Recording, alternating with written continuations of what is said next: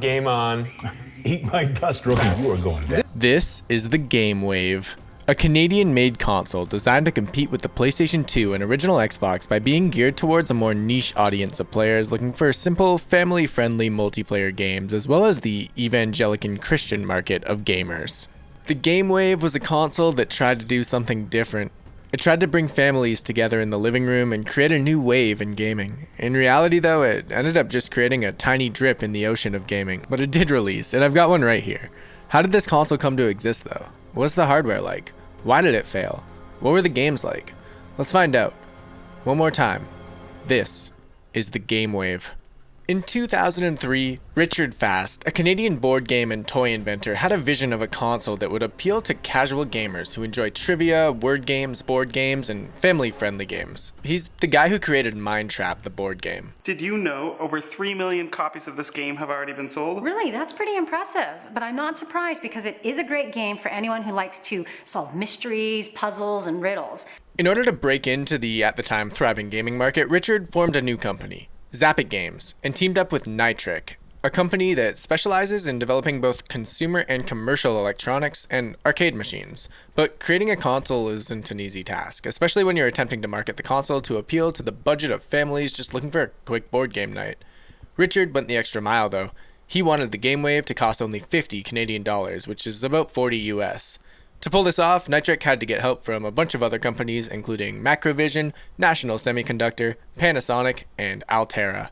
Once the prototype was built and up and running in 2004, they came to the hard realization that this thing isn't even as close to as powerful as a PS2, but Richard believed he had a unique idea and he went ahead with it. The Game Wave launched in October of 2005, but they missed their cost target. It launched at 100 Canadian dollars, or 80 US. It came with 4 controllers, a trivia game, and a case for storing the controllers that perfectly matches the aesthetic of the console. It had a sleek and futuristic design with a white and silver color scheme and a curved shape. The PS5 kinda looks like a Game Wave prototype. The system was available at Toys R Us and Mastermind Toys, as well as on their website and the shopping channel exclusively in Canada.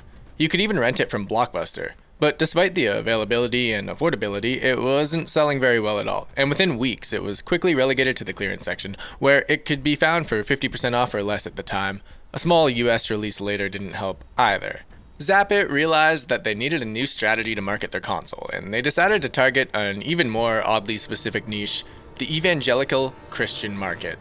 I'm self-employed, so my income fluctuates, but whatever we own, we give 10% directly to the church. They developed 2 games that catered to this audience, 4 Degrees Trivia Bible Edition, and their biggest and highest budget game, VeggieTales. They also started selling the Game Wave at Christian bookstores and websites, hoping to attract Christian families who were looking for non-violent and wholesome video games, but even this niche market wasn't enough to save the Game Wave from obscurity. They didn't care.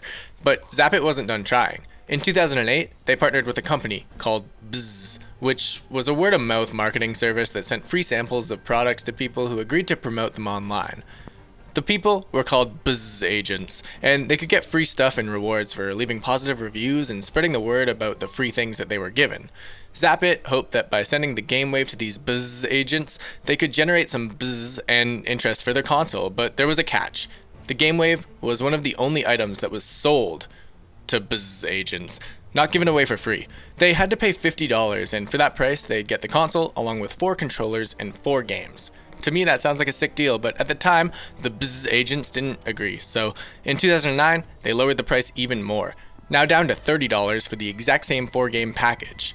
Now that just hurts like the dickens. But anyway, even with these creative marketing ideas, the game bundles, targeting the Christian market, paying for a licensed VeggieTales game and dropping the price to a measly $30 for this massive package, the Game Wave was still not selling.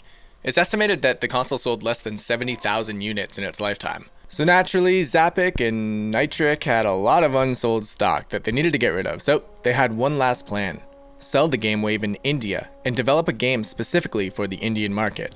That game was called Quiz Connect, and it was a trivia game that featured questions about Indian culture, history, geography, and entertainment, and even featured an Indian game show host as the voiceover for the questions. Both the game and the console itself were, as far as I can tell, never released in India, and the project was cancelled, so this Indian trivia game is stupidly rare. If it did officially release, it was in an extremely limited quantity. In fact, only one copy of Quiz Connect has ever been sold on eBay, and it seems to have been a prototype owned by Zappit themselves. Thankfully, the guy who bought this on eBay dumped the game files to browse through, so here they are, but there's nothing very interesting here. Anyway, it was over. In 2009, Zappit had spent over $25 million in the console, and when the plans for India fell through, Zappit declared bankruptcy and the GameWave was discontinued with only 13 games officially released. Let's take a closer look at the technical specs and the game library of this thing. The console itself is pretty simple. It's got composite out and an S-Video out for video and audio, and an expansion port on the back that was never used throughout the console's life. The front has a power button, an eject button, and an enormous IR sensor. The IR sensor was actually custom made and is able to detect 21 inputs from each of the 6 controllers all at the same time, and it even knew what colored controller the player was using. Oh, awesome, green matches my shirt. Pretty cool tech. The controllers were wireless and had 4 buttons at the top for trivia games, A, B, C, and D, and a number pad for games that needed numbers like Sudoku. It's also got arrows and an OK button for navigation. The console also has built-in memory, so games can save your stats and your scores. And get this, remember the biggest selling feature of the PS2 when it released, playing DVDs at a super cheap price? Well, No, that's the GameWave, but it also plays movies. the GameWave can also play DVDs at a fraction of the cost of the PS2.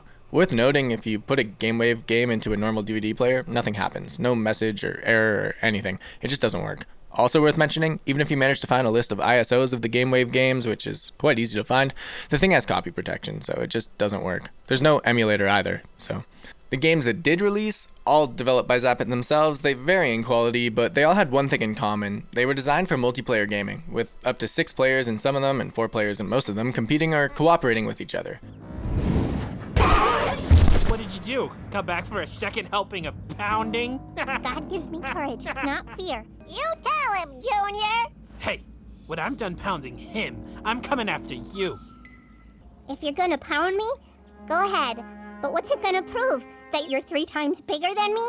VeggieTales is the only actually high-budget release on the GameWave, with the rest being pretty, quite frankly, garbage, but we'll be going through every release, starting with the game that came bundled with the console. 4 Degrees, The Arc of Trivia. Stand aside, ladies. This is a man category. This game was an absolutely horrible trivia game. You pick the category for one question at the start of the round, and you can't pick the same category twice in the same playthrough. That means you need to play every category anyway, which makes picking it in the first place a complete waste of time. And when I say a waste of time, I mean a lot of time. This rings true for every trivia game on the console. The load times on the GameWave actually make it frustrating to use for any period of time. Once you do manage to get to a question, the narrator reads 4 long paragraphs of information about the question, and you push A, B, C, or D on the controller to answer. Quickest player to answer gets more points, but once everybody's answered, the narrator does not stop reading. This can go on for upwards of an entire minute or longer, and it's so unbelievably boring. Once he's done and tells you the correct answer, you then have to watch a video telling you about the answer for another minute or so. After that, the game loads you back to the category selection. GameWave trivia games are the worst, man. Alright, let's move on to Gems. It's Bejeweled. It's Bejeweled with no power-ups and incredibly clunky animations. The animations are really bad. The multiplayer here just has you taking turns to clear gems, and that's really all there is to say about this one. So next up, we've got Click.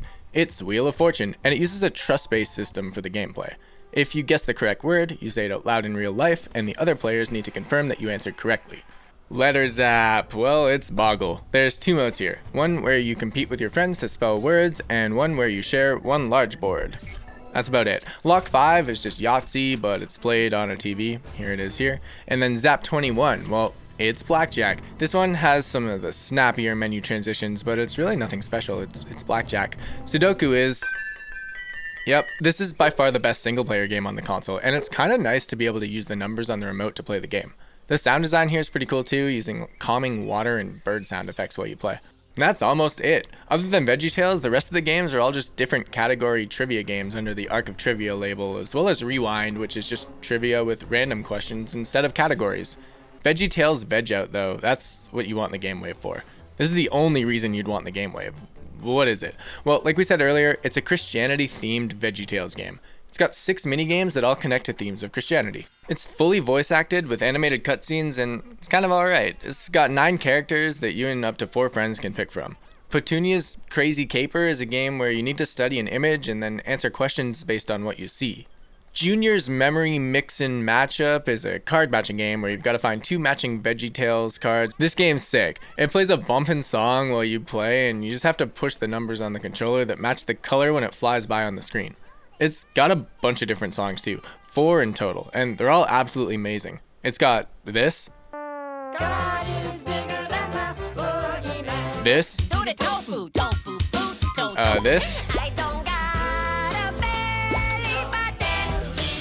this, When you know God made you special, it doesn't matter what anyone else thinks. and this.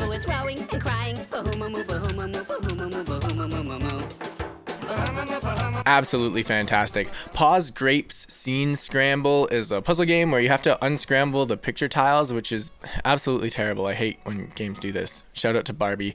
Bob's Prop Hunt stars Bob, who's been given a script for a new movie. He needs you to help him find some props from his prop stash. You just look at the items on the shelves and pick them when you see them first. Then Jimmy and Terry's Veggie Bingo. This one shows you a VeggieTales character in the center of the screen and you mark it on your card. If you get 3 in a row, you hit the B button to call bingo. And that's it. That's VeggieTales, guys. The GameWave went from being a cheap game console with a market target so niche that only extremely religious families considered purchasing it, to now being an expensive game console with a target market so niche that only extreme collectors would ever consider buying this. It's a bad, failed game console that has almost no redeeming qualities. It lacks power, it lacks a proper controller, and it resulted in the loss of millions of dollars for Zappit. Clearly you're into this stuff, so feel free to subscribe if you haven't already, or show the video some love with a like. I'd love that. For now though, that's all I got. Thanks for watching this thing on the Zappit GameWave. Love you guys.